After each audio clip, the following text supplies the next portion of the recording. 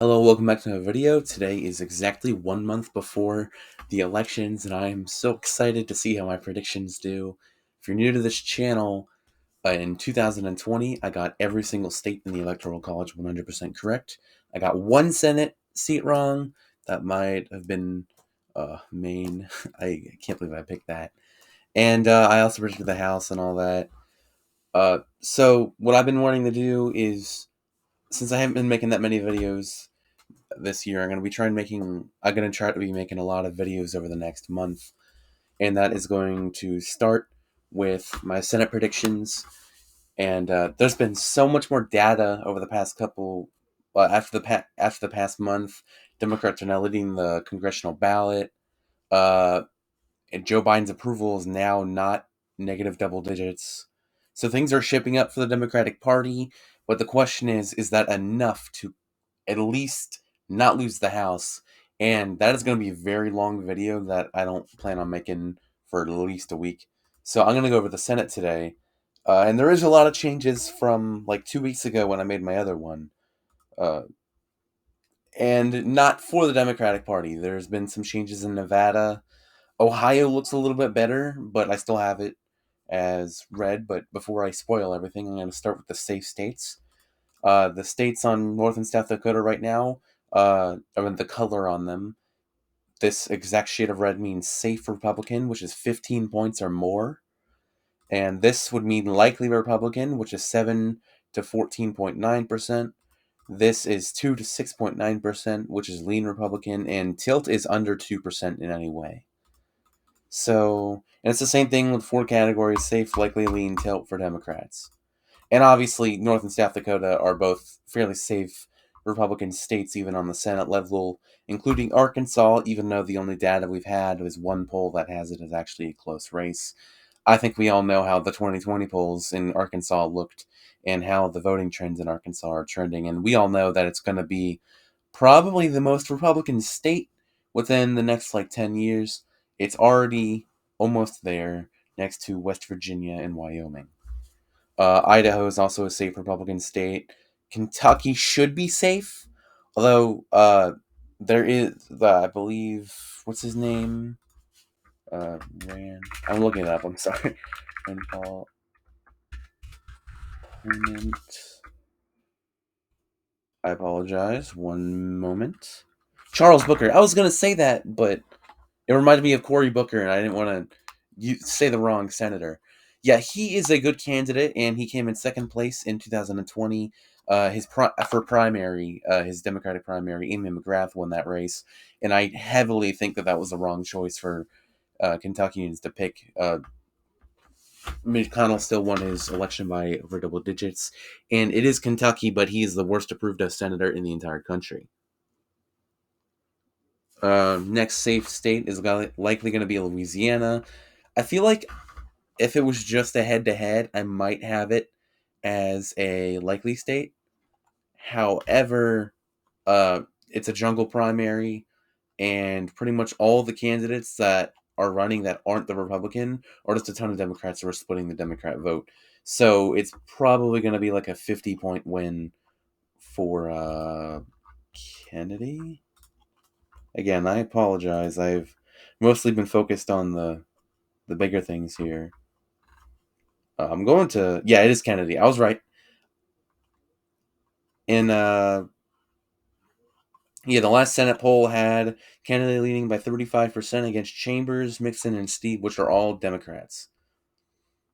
So yeah, I have Louisiana as safe. I have both Oklahoma seats as safe. I have Alabama as safe, and I don't think anyone's surprised by any of that. In South Carolina, usually is a little bit less safe than the other safe states, so I usually have South Carolina as likely. But Tim Scott is just a great candidate in a kind of red year, so I'd imagine that South Carolina stays safe in the red column by at least like 18%.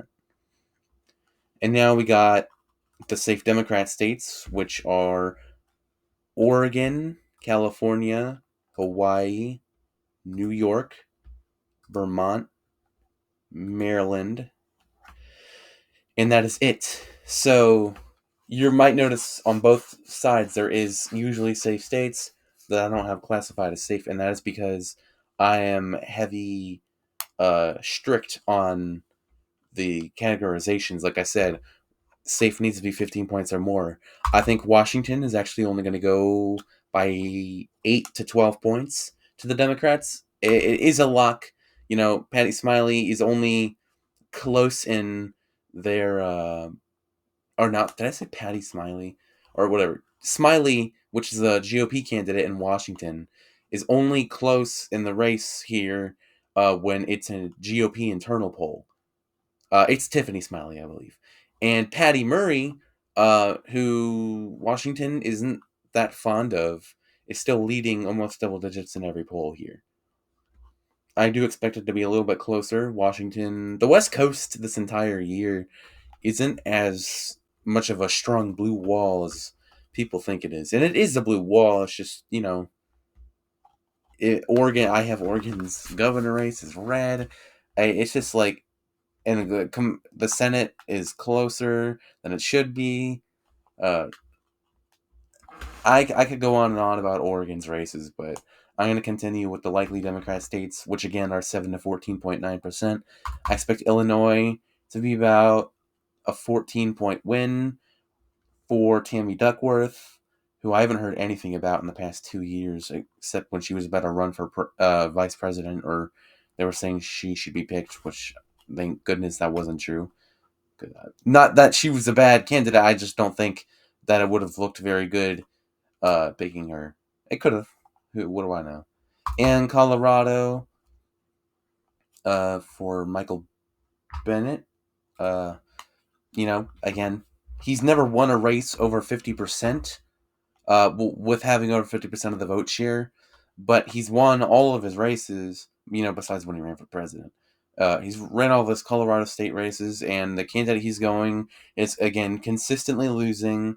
Uh, barely ever getting above 40%, actually. The last poll had Michael Bennett up 9 points against Odia, which is the name of the candidate, who seems like their high point over the past month has been 43%. They cannot get anything above that. And all the polls are ranging from 6 to 11% for Michael Bennett's win. I do think it actually is going to be stronger than that. If maybe who knows? Maybe it'll be closer. And Connecticut again, not always the safest blue state, but it is one that you can definitely count on to stay in the Democratic column this year. Don't look for it. It's really not going to do you any favors.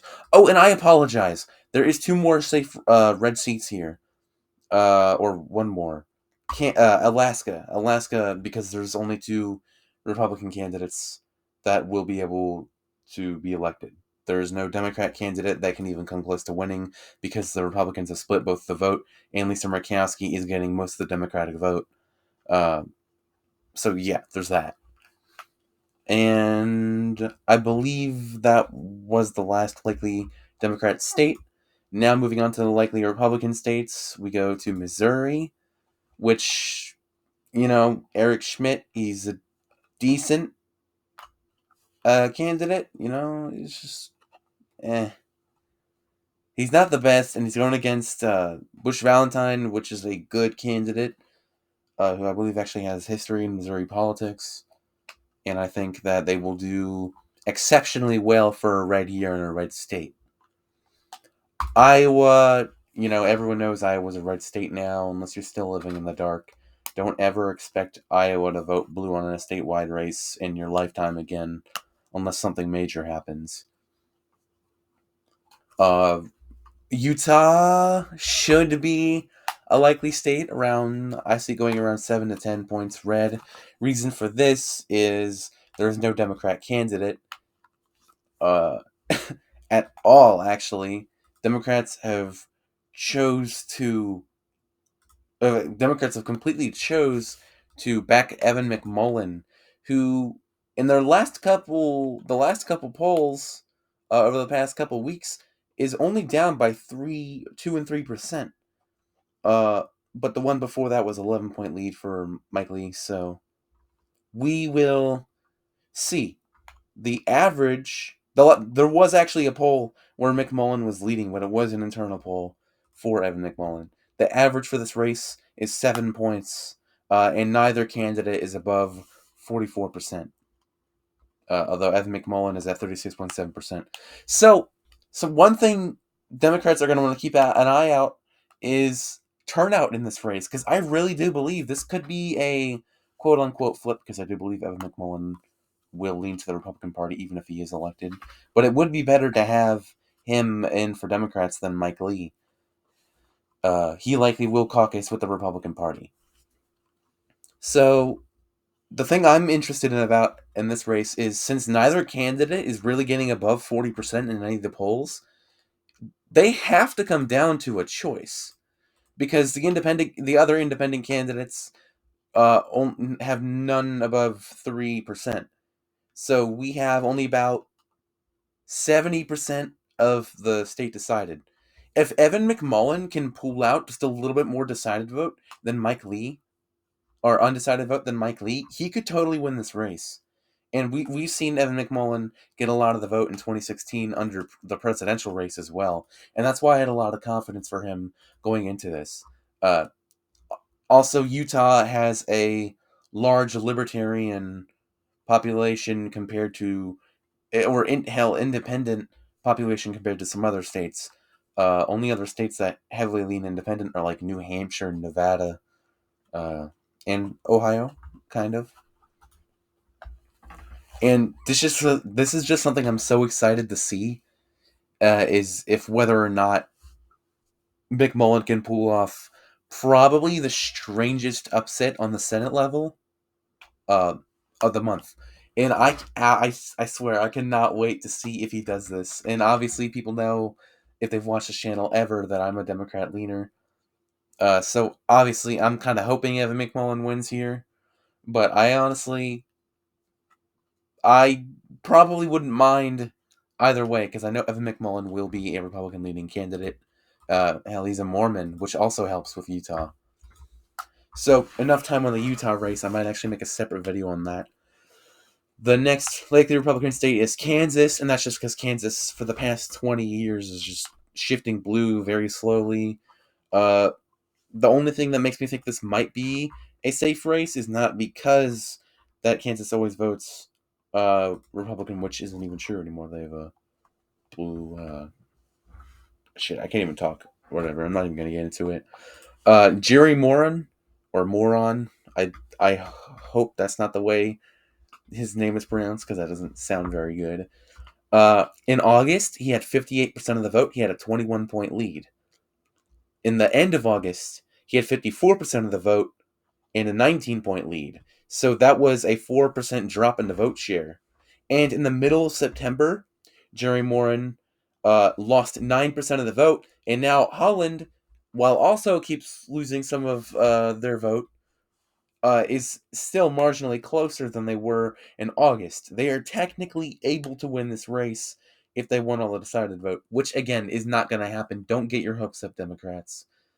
It is just something to note that Kansas always ends up being closer than all the other safe Republican states.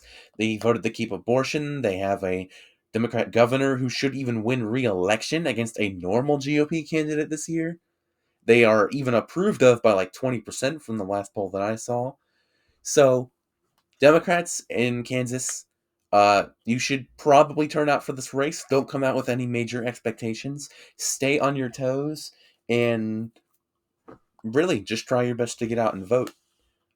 I really am one of those people who want to get everyone out to vote as much as possible. If you're a Republican, you should probably get out as soon as possible to vote for Sarah Palin in Alaska, because it seems like a lot of Republicans did not vote in the Alaska House race after the incumbent was out of the primary and Sarah Palin won that.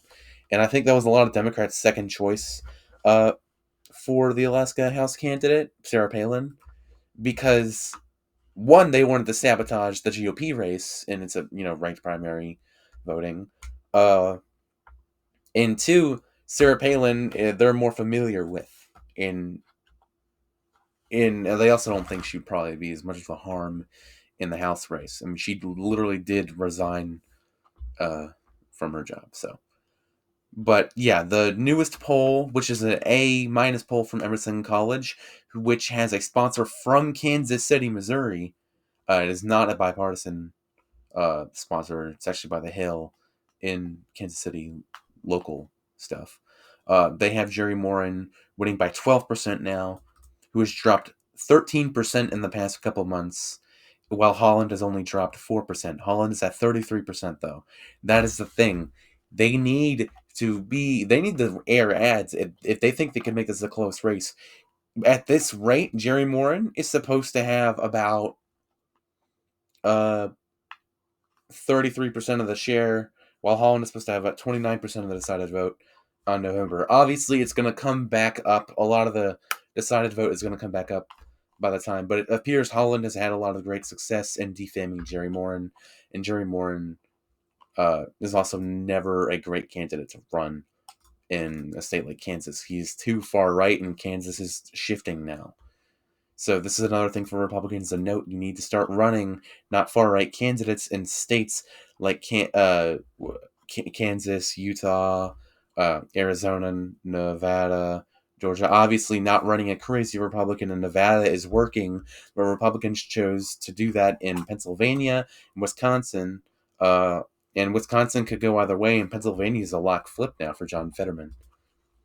So I don't know. I'm not actually sure what Kansas can turn out to be. But that brings me to my next point, which is also oddly, probably scarily close for some Republicans. McDermott is only down 2% in Indiana. Todd Young is only up 2%. And there was a reason that there's been a second poll. In August, late August, there was a poll where Sean McDermott, or I say Sean McDermott, I don't actually know their first name. Thomas McDermott. I apologize for saying Sean. I just recognize that name. Everyone in the House Speaker, whatever that is. But Thomas McDermott had 42% of the vote in August, while Young had 45% of the vote in August. But so that was a +3 Young win in late August. And then 1 month later, by a nonpartisan pollster, ARW Strategies, who did poll less people, but they had a better sample, shows that neither candidate has even hit 40% yet. And it also looks like that the independent candidate is getting 6% of the vote, which is high for an independent candidate. So you have in the latest poll, in that poll I just described, Thomas McDermott, 37% of the vote. Todd Young, 39% of the vote. Independent candidate, Seniak, 6% of the vote. When they are included in the poll, Todd Young has lost exactly 6% of the vote since 2 months ago. And with the independent candidate included in that second poll, they have 6% of the vote.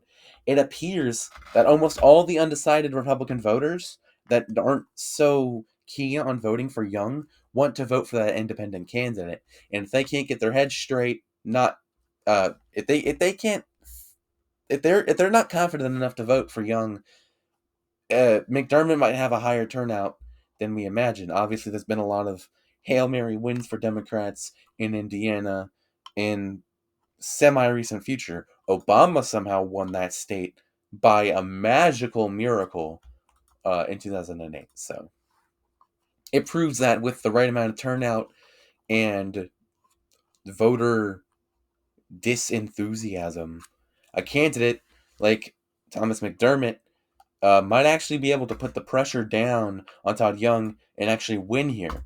Again, this is another major upset if that ended up happening. But as of right now, I have this as a lean Republican state. I apologize for saying likely earlier. The likely Republican state left is Florida. Val Demings might be a decent candidate, but Florida loves Marco Rubio. He's got the Cuban and Hispanic vote for him. Val Demings got the Central Florida vote, and that's about it.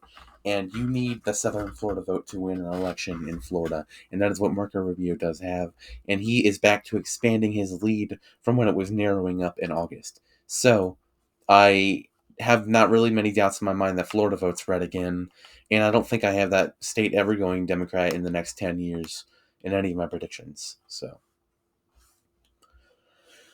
whew, all right.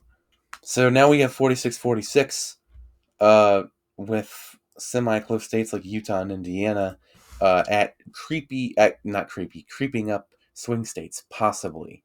That is, again, if Republicans keep losing their enthusiasm to vote, if Joe Biden's approval keeps going back up to safe as approval gets down to like under 7 points, disapproval gets down to under 7 points, I believe Democrats might have a lot more enthusiasm. In the Tim Ryan polls in Ohio, uh, Tim Ryan in a lot of polls is leading by about double digits. The average is right now Tim Ryan up by 1.6%. And that was obviously heavy outperforming Biden's performance at this time in 2020. Ryan gets almost all the independent vote. Republicans have lost enthusiasm for Vance since August. And based on the data I read from the Center Street PAC poll, which has Ryan up by 10 points, Democrats have heavily gained enthusiasm to vote. So while Republicans are staying in the same and actually losing a little bit of enthusiasm for voting, Democrats are getting out to vote in Ohio. They realize, especially after the new abortion laws in Ohio, how much they need to vote. And obviously, the white suburban women vote is going to be what wins Tim Ryan this race if he actually manages to pull it off. I've never had any hope for a Democrat to win an Ohio race before this election cycle, and I've been doing elections since 2018. I'm absolutely amazed that Ryan has managed to keep a consistent race and only go down. And hell, he's up by 2%. Last poll, up by 8%. Poll before that, up by 11%. A plus poll, Siena College. Tim Ryan, 46 to 43%. And with a lot of that undecided vote going to Tim Ryan, he could very well get over 50% of the vote. And it appears there's not even an independent candidate they vote for. Vance, in the latest polls, is hitting mid 40s, while Tim Ryan is hitting the high 40s. So Vance needs to get himself out into the public. He needs to prove to the Republican voters that he is worth that seat. He needs to make it clear that Tim Ryan can win, and they need to come out and vote, and that he needs to be the senator that Ohio needs right now. And I think that really is the strategy. Just, you know, play the middle field. Play the I'm better than this guy, or you guys are kind of screwed without me, all of that. And yes, he does need to keep playing that I'm endorsed by Trump game that every Senate candidate is playing right now. Not that that is always a good thing, but I do think that it is important. Uh, so yeah, that is going to be possibly the most fun. It depends on how you look at elections. Possibly the most fun race to watch in 2022 Senate midterms. However, despite everything I just said, I do expect Vance to pull out a last-minute tilt-win victory in Ohio. And holy fuck, if Ohio manages to vote blue this election, then that is it for Republicans in the Senate hopes. So then they will have to hopefully resort to the House. By hopefully, I mean for them. I actually hope they don't win the House at all. But they probably will at this point. So yeah, the Rust Belt. This is the big key thing here. Besides Nevada, everything everyone needs to watch in November is Wisconsin, Indiana, Ohio, and Pennsylvania. It is once again the Rust Belt. Last election, we were looking at the Sun Belt more than the Rust Belt, oddly enough. But I think Mark Kelly has practically locked his win. Raphael Warnock uh, has almost locked his win here. New scandals about Herschel Walker beating his son That might actually work with the country voters. But with Herschel Walker getting scandals and already trailing by 4 points on the average, it appears that Georgia has also been locked. So Democrats, what you need to look at this year is Ohio, Pennsylvania, North Carolina, Indiana, Wisconsin, Utah, and Nevada. That is the weirdest set of states we've ever looked at in an election before. You've never thought we'd be looking at Indiana or Utah ever again, or confirming Arizona or Georgia as a state. I honestly thought that Nevada's candidate would be leading by more right now, and that is definitely the Republicans' major hope. They need to flip the Nevada seat if they can at least keep the Senate a tie. So on this video is getting long, so on to the next state. Dr. Oz, like I said in every single video, Dr. Oz is one of the stupidest candidates I've ever seen run in a Senate race. He is an absolute moron and should not lose by any less than 3%. I see him winning I see him losing by about 4 or 5%. Obviously, the races always get closer towards November, and that's been proven a lot. So, just if Republicans going to have a major upset, they'll probably win in Pennsylvania, but I don't see it happening. If they didn't win in 2020 with a +3 average in Pennsylvania, they're not going to win a +7 average in more advanced polling systems, and way more polling in the Senate here, and way more undecided Republican vote. And hell, being a veteran is just such a huge boost for John Fetterman here. He might have had a stroke, but he still seems alive. He seems like he can do a very good job as a senator. And I think, like I said, J.D. Vance needs to prove that he can do that too. Uh, so, yeah, Pennsylvania might be the only flip this year in any Senate seat. But I do see Pennsylvania as a lock flip. Call me a moron in November if that doesn't happen. The other lean Democrat state I see happening is just New Hampshire. I expect it to narrow up a little bit, but Mulduck is a decent candidate for New Hampshire. He's better than Donald Trump as a candidate, probably. But Maggie Hassan is consistently leading by over 5 points in every single poll, and I expect it to be around a 4-point victory in New Hampshire for her. And this puts Democrats at 48 Senate seats.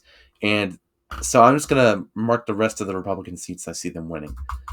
I see them winning Wisconsin. It is now back on the Republican track here, which honestly is not that great for me.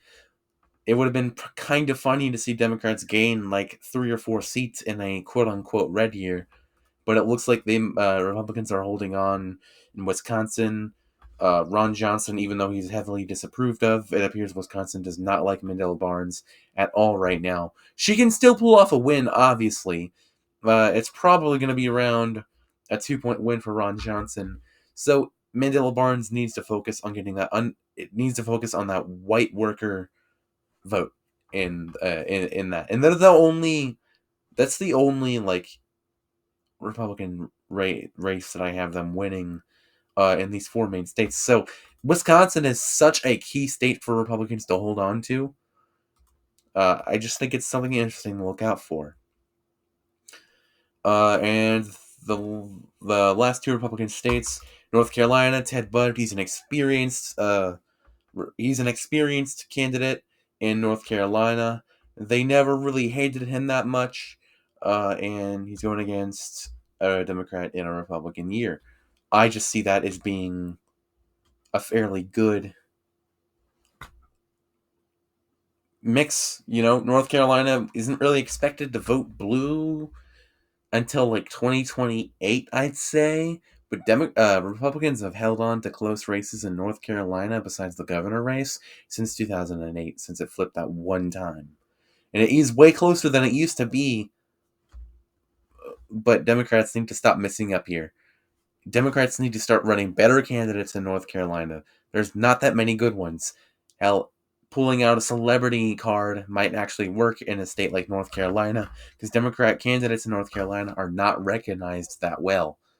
And that's something that Republican candidates in North Carolina have: recognition. And that is one of the most important aspects to win a race in. Luckily for Raphael Warnock, uh, Herschel Walker has recognition, but so does he. He's an incumbent who beat Kelly Loeffler in 2021, technically. And I have him winning the state by around 3%.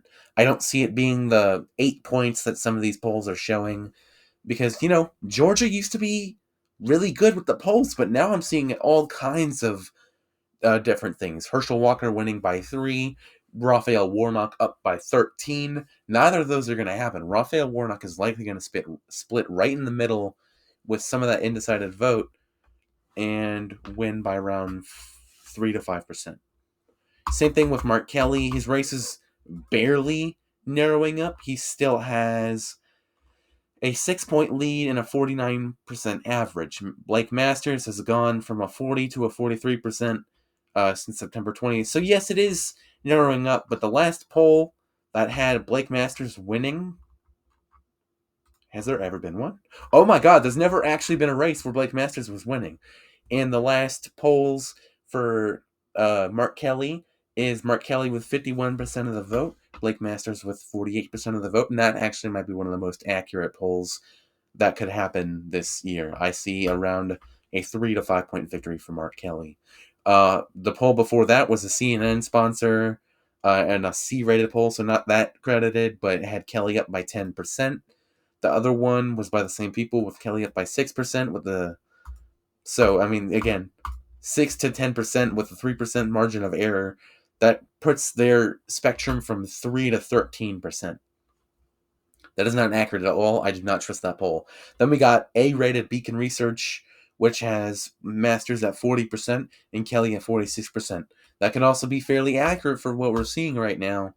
And then B-plus poll, Suffolk University, sponsored by USA Today, and the Arizona Republic, fairly non-bipartisan sponsors, has Mark Kelly up by 7%.